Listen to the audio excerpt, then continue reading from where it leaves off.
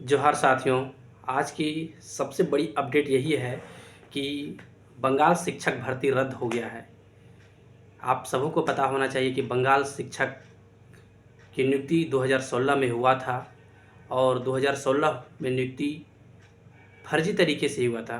फर्जी तरीके कहने का मतलब है कि उनके ओएमआर खाली थे, उनको रंग दिया गया और उनकी नौकरी हो गई।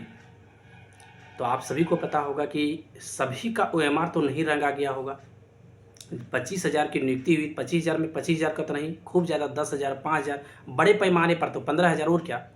बाकी 10,000 तो जेन्युइन कैंडिडेट होंगे ही, लेकिन फिर भी पूरी भर्ती प्रक्रिया रद्द हो गया। आप सोच लीजिए। तो जो गलत है वो आज नहीं तो कल कुछ होना ही है। इसका कोर्ट में लेट होता है लेकिन ज़रूर इसका न्याय मिलता है। अब देखिए, रद्द होने का भी बहुत सारे तरीके हैं। आप देखिए, झारखंड पीजीटी की मैं बात करूं तो झारखंड पीजीटी में हैकिंग हुआ है, सभी को पता है। और हैकिंग जो हुआ है, कोर्ट में इसका केस चल भी रहा है। अगर इसका प्रॉपर जांच होगा, और उम्मीद है आगे चल के ज़रूर जांच होगा, कोर्ट में जांच होने के कोर्ट अगर जांच का आदेश दे देती है, अगर कहीं सीबीआई इंक्वायरी हो जाता है, तो पीजीटी में भी आप देख लीजिएगा, ज़रूर वही होगा जो बंगाल में हुआ है। क्योंकि पीजीटी में भी बड़े स्तर पर धांधली हुई है, ये किसी से छिपा नहीं है। पीजीटी में हुआ, लैब असिस्टेंट में हुआ। तो ये जो इस तरह का जो बड़े स्तर पर जो धांधली है, आप देखेंगे निश्चित रूप से आज नहीं तो कल पीजीटी जरूर कैंसिल होगा। क्योंकि उसके भी प्रॉपर एविडेंस हैं। जब तक एविडेंस नहीं मिलता है, कोर्ट कैंसिल नहीं करता है। क्योंकि बंगाल में एविडेंस था, उसी तरह यहाँ भी एविडेंस मिल जाएगा। और आप देखिए भी सीजीएल का क्या है, सीजीएल में एविडेंस मिल गया है, इसलिए इसका कैंसिल होना तय है। अगर एविडेंस नहीं रहता तो कैंसिल नहीं होता। बहुत सारे लड़के कहते हैं सीजीएल में कि जो लोग क्वेश्चन पढ़े हैं उसी को हटाना चाहिए, बाकी जो नहीं पढ़े हैं उसको नहीं हटाना चाहिए। भाई, तो कैसे पता चलेगा कि आप क्वेश्चन नहीं पढ़े हैं? ये तो कहीं से पता नहीं चलेगा। जिसकी ओएमआर बंगाल में रंग दिया गया था, वो तो पता चल जाना चाहिए कि किसका ओएमआर रंगा हुआ है, किसका नहीं रंगा हुआ है। लेकिन वहाँ जो है सो पूरी भर्ती प्रक्रिया रद्द हो गया। तो ये तो क्वेश्चन पढ़ाया है, इसका तो पूरी भर्ती प्रक्रिया रद्द होना ही होना है।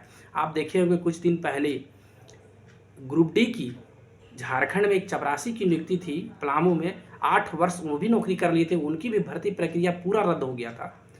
तो आप अगर सोचेंगे कि हम गलत करके निकल जाएंगे तो ऐसा कभी नहीं होगा। हाँ, मैं मानता हूँ कुछ कुछ चीज़ों में लोग निकल जाते हैं, लेकिन जिसके बड़े स्तर पर जिसमें घोटाले हुए रहते हैं वो उन्हें बचना बहुत मुश्किल है। अब मैं बात करता हूँ झारखंड सहायक आचार्य पर। झारखंड सहायक आचार्य का सभी को पता है कि जेटेड वाले ने सुप्रीम कोर्ट में कोर्ट ऑफ कंटेम्प्ट किया है और सीटेट वाले ने भी केस किया है। और सीटेट वाले जो केस किए हैं उसमें अब जैसा लग रहा है पूरे चांस है कि लोग पिटिशनर को ही फ़ायदा मिलने जा रहा है। जो लोग पैसा खर्च किए हैं उन्हीं को फ़ायदा मिलेगा, अन्यथा किसी को फ़ायदा नहीं मिलेगा।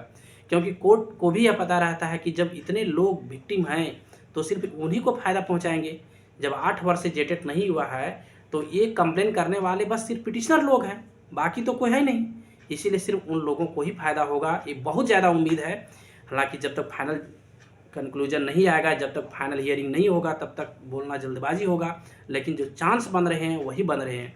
अगर आप सोचेंगे कि हम घर में सोए रहेंगे, हम 1 रुपया खर्च नहीं करेंगे, तो आपके पक्ष में जजमेंट आएगा, ऐसा कभी नहीं होगा।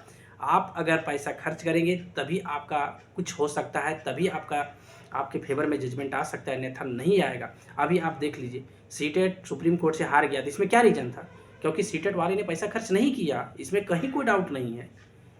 और इस बार सीटेट वाले ने पूरे मन तन धन से लगाया और इस बार 5-5 हज़ार लोग कलेक्ट किए हैं। आप देख लीजिएगा, सीटेट वाले सिर्फ पिटिशनर लोगों के पक्ष में फैसला आएगा और जेटेट वालों को इसमें कोई तरह का दिक्कत नहीं होगा। क्योंकि जेटेट वाले भी चाहते हैं कि जल्दी से जल्दी नियुक्ति हो। और सिर्फ पिटिशनर लोग, अगर पिटिशनर कितने बने हैं, 500 लोग बने हैं मुश्किल से, 800 बने और क्या, तो 800 लोग सिर्फ पिटिशनर बने हैं, तो उसमें जेटेट वाले को कोई दिक्कत नहीं है। जेटेट वाले भी खुश हो जाएंगे कि चलिए सिर्फ पिटिशनर को ही न दिया जा रहा है। जेटेट वाले इसमें विरोध भी नहीं करेंगे। पूरे सीटेट जब आ जाता है तब उन लोगों को दिक्कत होता है, लेकिन कुछ खास लोग अगर आएंगे तो जेटेट वालों को भी दिक्कत नहीं होगा और इस प्रकार से यह नियुक्ति भी आसानी से पूरा हो जाएगा।